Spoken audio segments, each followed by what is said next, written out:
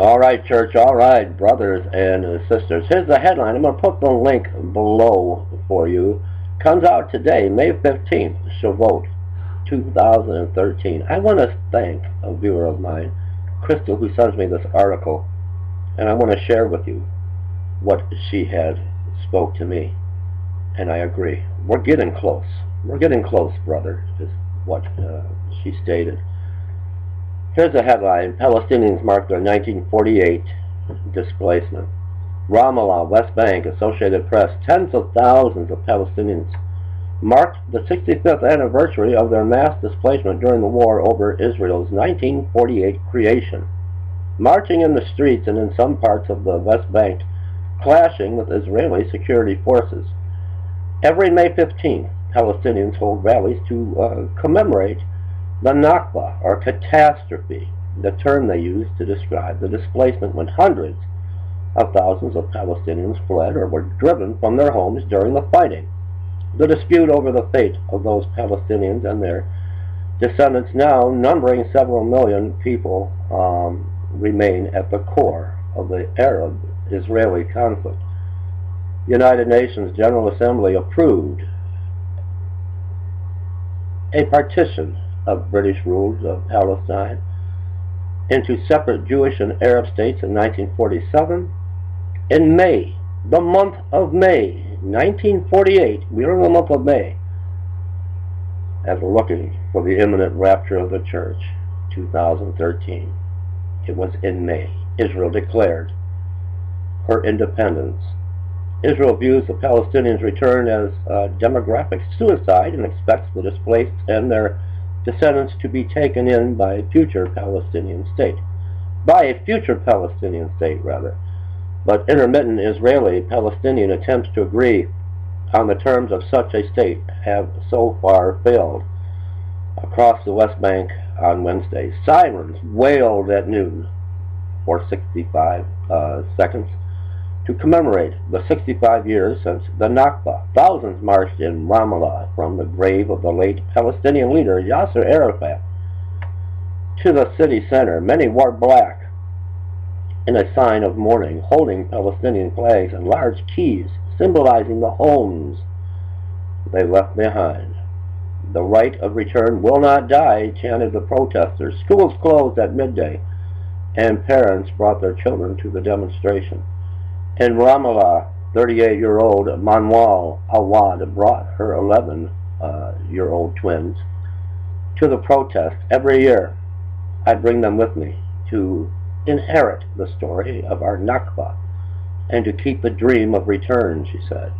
Rallies were elsewhere in the West Bank as well, and in several places, demonstrators throwing rocks clashed with Israeli security forces, who responded with tear gas, Israeli military said.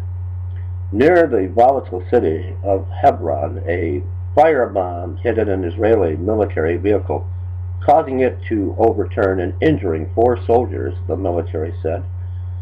In East Jerusalem, Israeli police used water cannon and officers on horseback to disperse an illegal march, police spokesman Mickey Rosenfeld said. 19 protesters were arrested for throwing rocks and bottles at police and injured 3 police officers, he said. 7 other Palestinians suspected of attacking several Jews as they walked to the western wall in the old city were also arrested. In Gaza, around 1,000 people marched to the UN headquarters in Gaza City, where the demonstrators chanted, "We shall return. We will never give up or compromise over our land." Militants in Gaza, which had been under the control of the militant Hamas group since 2007, fired a rocket into southern Israel that exploded in an open field, causing no injuries, Israeli military said. In a televised speech on Tuesday night, Palestinian President Mahmoud Abbas said the Palestinian cause earned international acceptance last year with the United Nations de facto recognition of a Palestinian state in East Jerusalem, the West Bank, and the Gaza Strip.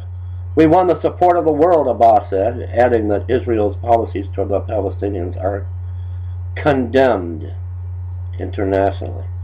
Last year, Abbas treated a stir when he told Israeli media that he himself has no wish to live in Safed, the city of his birth in northern Israel. Although widely condemned by Palestinians, Abbas' remarks were seen as a reflection of a decades-old understanding among Palestinian officials that likely only a limited number of refugees would ever be able to return to their original homes in Israel as part of a compromise that would result in a future peace agreement. U.S. Secretary of State John Kerry has been trying to renew Israeli-Palestinian negotiations, which collapsed 4 years ago over the issue of Jewish settlements. Palestinians insist they will not resume talks unless the construction of settlements in territories they want for their future state ends first. Israel says negotiations should resume without preconditions and that settlements will be resolved through talks along with other issues. In efforts to jumpstart the talks, Kerry has managed to persuade Arab leaders to reissue their 2002 peace proposal with new incentives, including a suggestion that final borders between Israel and the future Palestine, could be modified from the 1967 lines through agreed land swaps. In 2002, the 2002 initiative, which at the time was endorsed by the Arab League and the 57-member Organization of Islamic Cooperation, ordered Israel normalize relations in exchange for a full withdrawal from terrorists.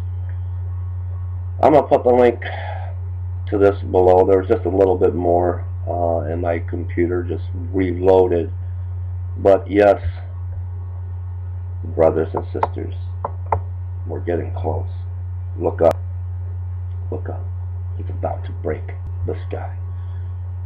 He just might do it today. Wouldn't it be wonderful to go home? Leave me comments.